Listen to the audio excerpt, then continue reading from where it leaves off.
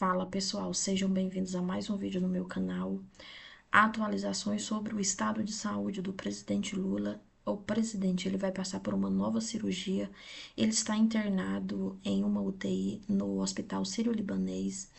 O presidente vai ter que passar por um novo procedimento, por uma nova cirurgia para fazer o bloqueio do fluxo de sangue. Vou trazer entrevista onde o médico do presidente faz coletiva de imprensa e divulga o estado de saúde e quão complexo é esse outro procedimento na qual ele vai ser submetido de cirurgia. Antes da gente ir para o vídeo, não se esqueça de curtir, compartilhar, comentar e se inscrever no canal. Veja bem, como vocês sabem, foi amplamente divulgado. A cirurgia do presidente transcorreu sem nenhuma intercorrência, tá? Foi feita a drenagem, a trepanação e retirada daquele hematoma. Isso ótimo. A evolução do presidente foi ótima, o presidente se encontra bem, sentado, conversando, comendo, se alimentando. Ok. Já estava sendo discutido como complemento ao procedimento cirúrgico esse tipo de embolização, que é um tipo de um cateterismo, né, que ele vai embolizar a chamada artéria meningea. Por quê? Porque quando você drena o hematoma, eu estou falando bem calma, quando você drena o hematoma, tá, existe uma pequena possibilidade de, no futuro, as pequenas artérias da meninge ainda causarem um pequeno sangramento, entendeu? Então, isso não é impossível acontecer. Este procedimento, complementar ao procedimento cirúrgico, é para minimizar o risco de, no futuro, isso acontecer. Isso faz parte dos protocolos atuais, é um procedimento de baixo risco que foi muito discutido com a equipe médica no dia de hoje. Então, hoje a equipe médica, Dr. Marcos Stavoli, o Dr. Rogério Tuma, a doutora Ana, a doutora Roberta e eu, nós discutimos com o Dr. Zé Guilherme que fará o procedimento. Então, esse é um procedimento relativamente simples, né? Então, nós íamos, por favor, esse procedimento está marcado para amanhã de manhã, nós íamos divulgar para vocês, porque isso não é esconder informação, e na coletiva que está marcada amanhã às 10 horas, tá? Nós íamos comentar com você, olha, foi feito o procedimento assim. Porém, o presidente e a dona Janja fizeram questão de botar no boletim antes do procedimento. Porque nós íamos realmente, a equipe médica, a doutora Ana e eu, nós tínhamos combinado, faça o procedimento, que é uma rotina na própria, não é que aconteceu nada, não teve nenhuma intercorrência. Faça o procedimento. E depois, na coletiva, nós damos toda a satisfação como a imprensa merece, como o povo brasileiro merece e como o presidente e a dona Janja querem, né? Mas, como nós divulgamos o boletim de manhã, não estava decidido, o próprio presidente pediu, informem a imprensa, por favor. E foi por isso que nós lançamos esse boletim, dizendo do procedimento que acontecerá às 7 da manhã, a pedido do presidente. 70 são relativamente frequentes, principalmente em pessoas com idade acima de 65, 70 anos, ou que utilizam algum tipo de medicação que acaba interferindo na coagulação do sangue. A cirurgia ela é resolutiva em mais de 70%, 80% dos casos, ou seja, o tratamento único é a drenagem cirúrgica, que pode ser feita através de um furo, chamado de trepanação, ou dois, dependendo do tamanho do hematoma. Em algumas situações específicas, há necessidade da realização da chamada craniotomia, que é quando a gente remove uma parte do osso para que a gente possa ter acesso melhor àquele hematoma. Ponto. Então, com isso, a gente esclarece bem que o hematoma subdural crônico, via de regra, ele é tratado cirurgicamente com bons resultados em torno de 80% dos pacientes. Existe uma parcela, em torno aí de 15% a 20%, que são pacientes que podem evoluir para uma recorrência. Ou o que é uma recorrência? É quando nós drenamos o hematoma e, após algumas semanas, esse hematoma ele volta a se formar. Nessa situação, entendam que tudo tem uma cadeia de pensamento lógico para que a gente possa tratar as doenças, e essa não é diferente. Então, naqueles pacientes, naquela porcentagem de pacientes que não foi bem e que acabou tendo uma recidiva, ou seja, o hematoma voltou, aí um novo procedimento pode ser realizado, incluindo recentemente a embolização. Então, o que eu entendo é que, no caso do presidente, eles estão propondo a embolização talvez para um complemento do tratamento que foi feito.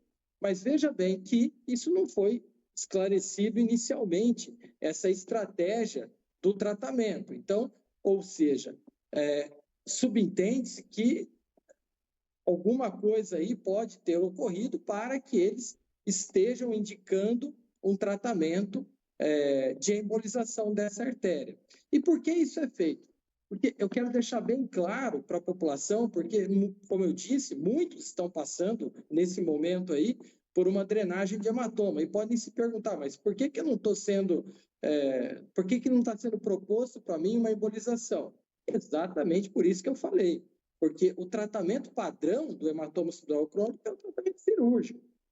A embolização é um complemento, é para aqueles pacientes que muitas vezes existem sinais radiológicos ou algum sinal que significa que nós temos que reoperar o paciente. Às vezes é um paciente que tem uma condição clínica não muito boa, um paciente que estava em uso de medicação para coagulação de sangue, então o risco cirúrgico é elevado.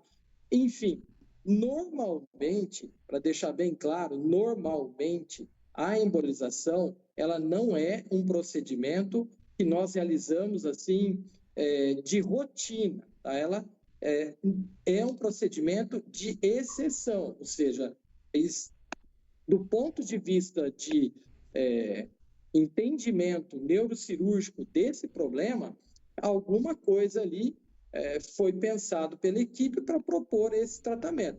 Pode ser até que seja um complemento à cirurgia e eles querem, pela até a posição do presidente, enfim, de acelerar aí uma recuperação, realizar esse procedimento. Mas que fique bem claro que isso não é algo de rotina.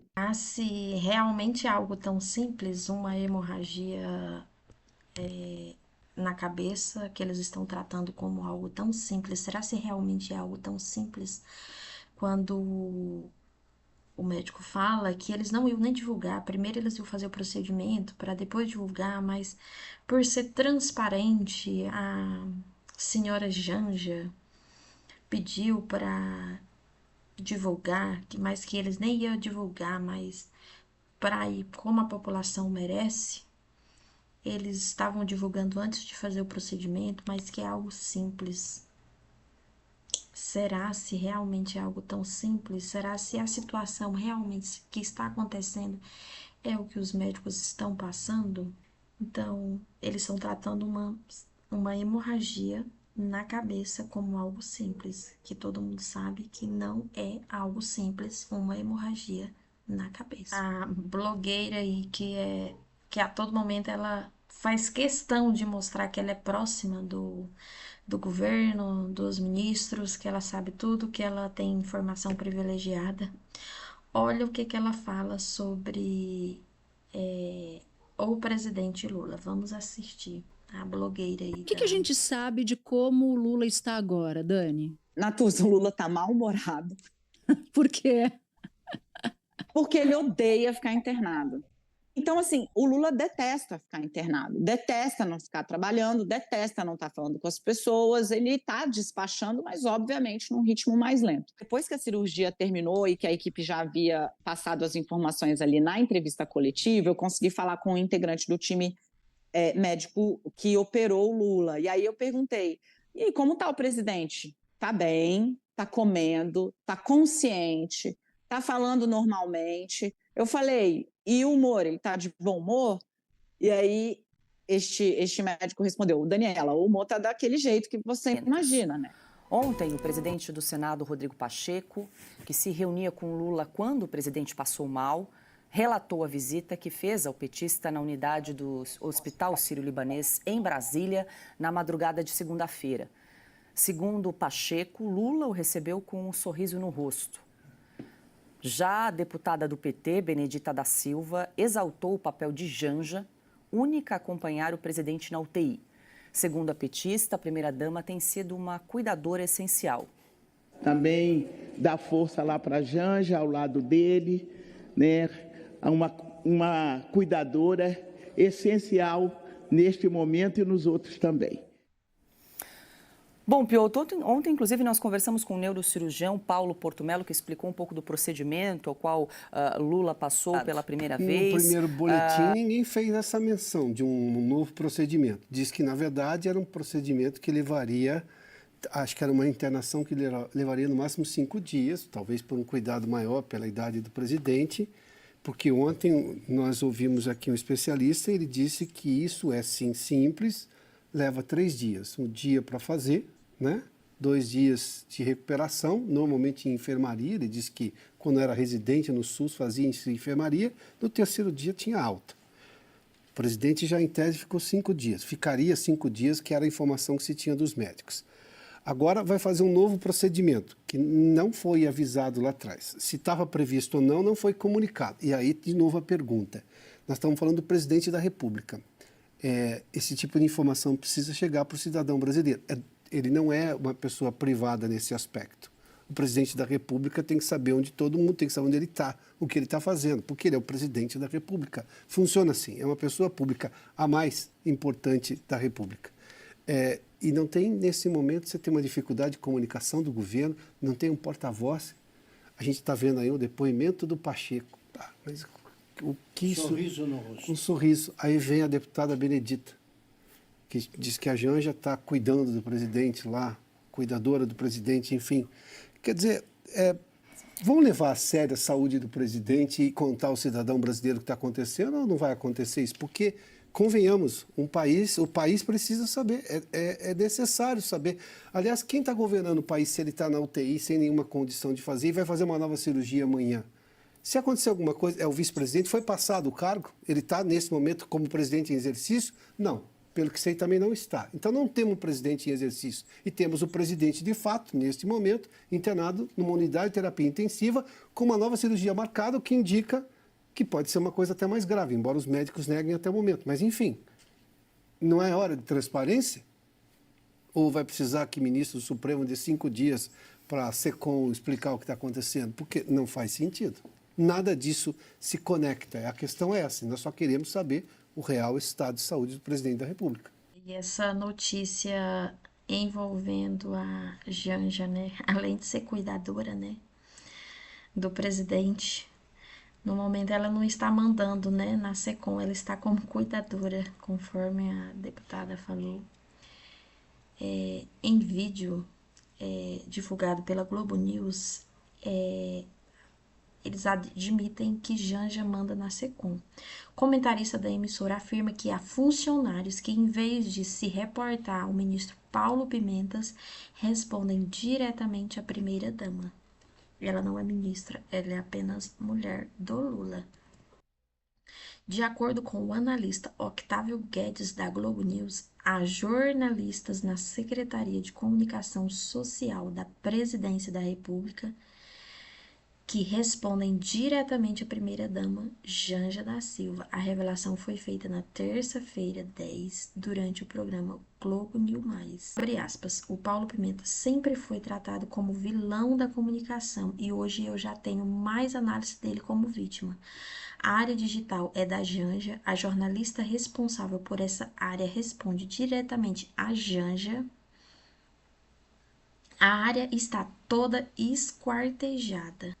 Fecha aspas. Na ocasião, Guedes comentava a provável demissão de Paulo Pimentas, atual ministro-chefe da SECOM. Ele avaliou que Pimenta é uma vítima do fatiamento da comunicação no governo do presidente Luiz Inácio Lula da Silva, pois não controla grande parte das ações da secretaria. A área digital, por exemplo, estaria sob o comando de Janja. No vídeo, a apresentadora Juja Dualib confirma a fala de Guedes. Ela acrescenta que Janja tem grande influência na comunicação do governo Lula, inclusive sobre os assessores do governo Lula, inclusive sobre os assessores da SECOM.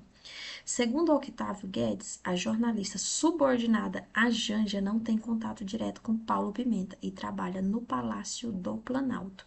O mesmo ocorre com Ricardo Stalkert, fotógrafo da Presidência da República, que também seria responsável por parte das redes sociais do presidente.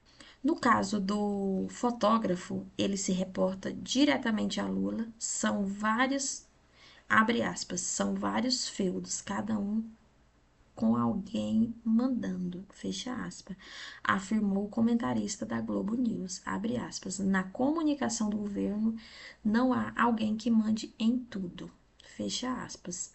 Guedes questionou se com a saída de Pimenta e a eventual entrada de Sidônio Palmeira, marqueteiro da campanha de Lula em 2022, Janja e o fotógrafo passarão a colaborar com o novo chefe da comunicação, algo que não acontece sobre a gestão de Pimenta. Praticamente certa a saída de Paulo Pimenta da chefia da SECOM, ao menos é o que disseram no jornal O Globo, assessores do presidente Lula.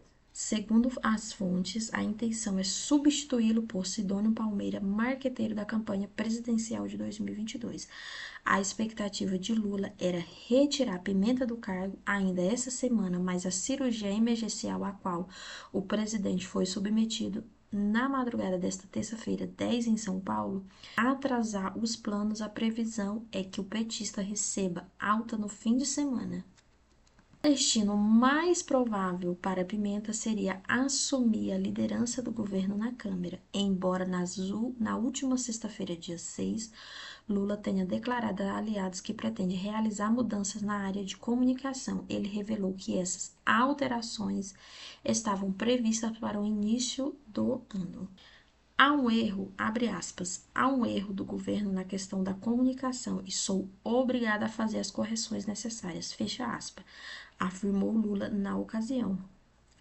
Abre aspas, essa é uma das minhas preocupações que quero começar a resolver no começo do ano, fecha aspas.